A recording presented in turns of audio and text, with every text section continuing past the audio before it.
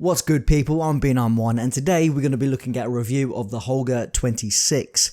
Now it's just got a couple of buffs, so we're going to be looking at if it's worth your time and effort in unlocking it because the challenge does take quite long to do. So without further ado, let's get into the video. So first of all, how do we unlock the Holger 26? You need to get 2 long shot kills with a light machine gun for 25 different games. Now this does take quite a long time to do. I ended up just doing hardcore games. It took me about 3 hours in total. So I'm just going to go over the buffs that the Holger 26 received recently. It received increased movement speed, improved ADS time, and a slight recoil reduction. Now this is really good for a light machine gun since the mobility and the aim down sight speed is usually what lets them down. Not only this, but a couple of the attachments received buffs as well. The 30 round magazine got reduced sprint out time, improved aim down sight speed, faster movement and an increased hip spread profile.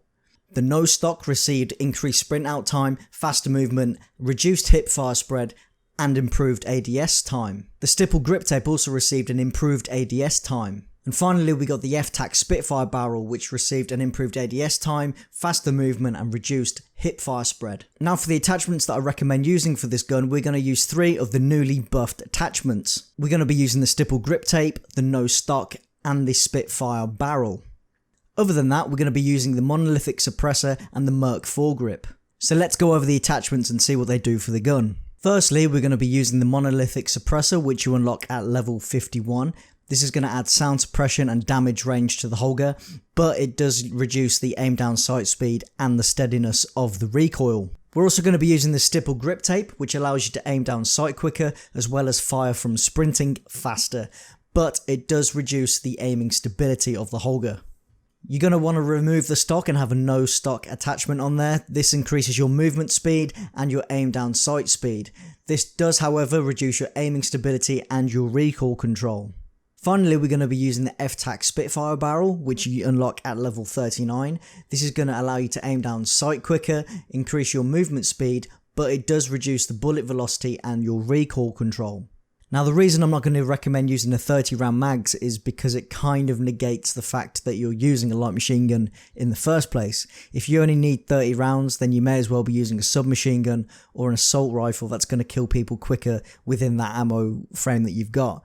Now, as with a lot of the light machine guns, you're going to be using them for defensive purposes, so you're going to want to be using them in domination, headquarters, or hardpoint, so you can defend certain objectives or use them on big maps, such as ground wars.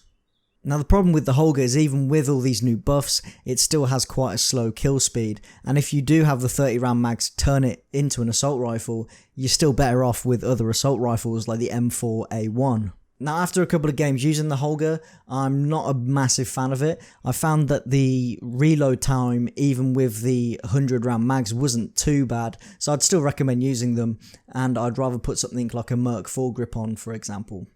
Now I did use the Holger for quite a few games just to try and get used to it, and I'll be honest with you, I found myself swapping out to my submachine guns most of the time because I wasn't finding that the Holger was killing people quick enough. Even with all the buffs, I don't think it's really good enough to kind of compete with other assault rifles.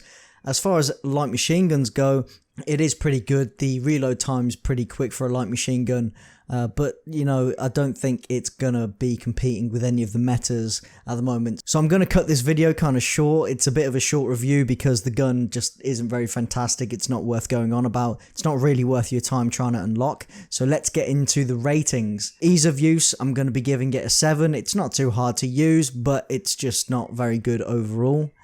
For the damage, I'm only going to be giving it a 6. It is pretty poor at long range and it's pretty slow to kill at close range, so it gets outgunned in most situations. For the fun factor, I'm only going to be giving it a 4. It's not a terribly fun gun to use. You know, there are other guns that are going to be outperforming it, which are more fun to use because you get more kills, but it is a bit situational. Out of the light machine guns, it's probably one of the better ones to use, but if you enjoy just camping in a corner or being a defensive player, this might be the one for you, but that's not how I play, so it wasn't very fun for me to use. Now overall, I'm going to be giving the Holger 4 out of 10. It wasn't terribly fun to use, the damage wasn't great, and it doesn't even have the payoff of having low recoil. I wouldn't even bother doing the challenge because it can take about 3 hours to do, which you could be using, having fun using an MP7 or an M4A1. If you want to see a good review on the attachments to use for those weapons, please click the banner up above. That's all we've got time for in the video. If you do like it, consider dropping a thumbs up and subscribe for more videos, and we'll see you in the next one. Peace.